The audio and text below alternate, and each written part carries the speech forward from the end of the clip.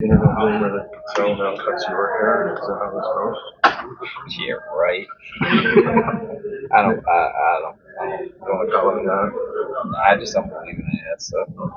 I try not to. It worked for Marty, hit a homer, but yeah, somebody texted me earlier in the year, just cut your hair. I'm like, no, no, I'm good. Okay. That worked for you? All right. What'd you think? Yeah, I mean, just try to go out there and make pitches. And it's no secret that we've been scuffling the last 2 weeks or so. Just tried to make pitches and put us in a spot that be able to win the baseball game. Getting ahead. That was primary tonight, wasn't it? Honestly, First pitch, right? yeah, I honestly didn't feel like I was ahead like that much. I mean, I don't know what the numbers say, but like I just feel like there was some at bats where I feel like I was definitely behind. Yeah, just tried to stay on the attack mode. Wasn't like conscious effort in a sense, but yeah, just tried to, like I said, keep making pitches. When you were in need of those pitches, how did you find them tonight? Yeah, I just feel like I was can I run on the same page for the most part. There was a couple times honestly where I was gonna call pitches that I thought were not on the quote unquote script, and he had already called it before I was gonna go to the pitch comp. So I knew we were kind of walking in lockstep there for from the early parts of the game. Just try to, like I said, just make pitches, really just execute, minimize damage in that one inning. Just knew that eventually the offense would, kind of find its footing and be in a good spot. Remember the conversation you had with Tori top step after you came out? Um, He said he was just reinforcing what you had just done tonight, but it looked like you guys were. yeah, we were just chopping it up. Nothing to write home about. Okay. But yeah, we just had a talk after that inning. Just kind of we just bounced some things off each other.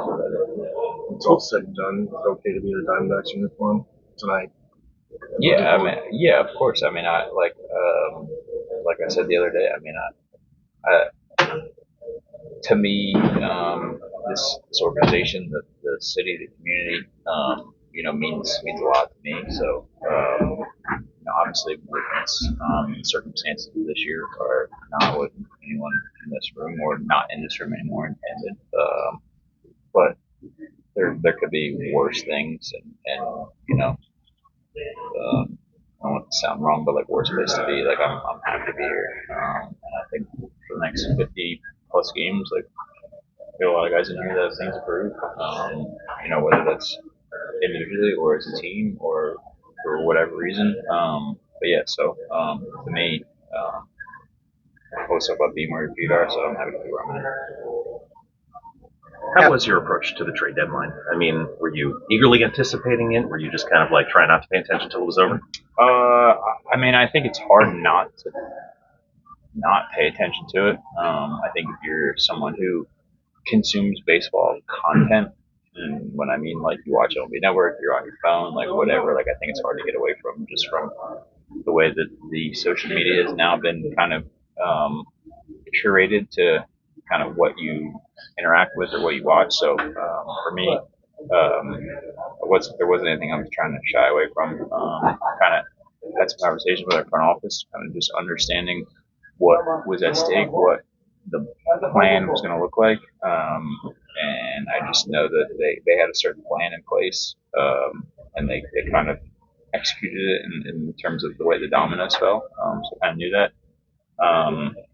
And then we just kind of knew that from a pitching standpoint that it was going to come down to the last minute. So yeah, I was just kind of waiting to see what happened. And then Hayes called me like right after and was like, "Hey, I didn't trade you."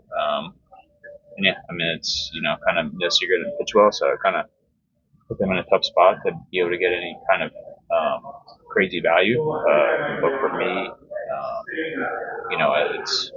think it'll be a blessing in disguise to be able to spend 2 months here and be able to figure out what's going on in a place that I'm comfortable with, a place that I can still be myself. yeah, so we'll see what happens. So that was your approach, after all of that passed on, that, I'm going to be here for the next 50 or so games? Yeah. I mean, I live in Arizona, I live in Phoenix. So for me, that's a huge benefit to be able to go home tomorrow and be able to sleep in my own bed, see my fiance, see my dog, as opposed to if I was playing somewhere else. That would, worst case scenario, I'm playing somewhere I don't live, not in a pennant race. So for me, there's silver linings to this, obviously.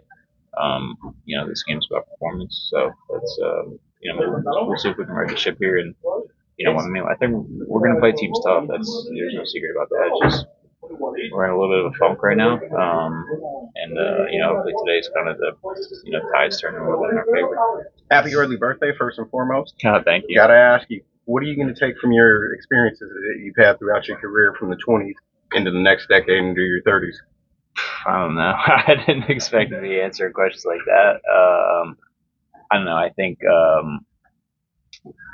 for me, I'm enamored with the guys who have done it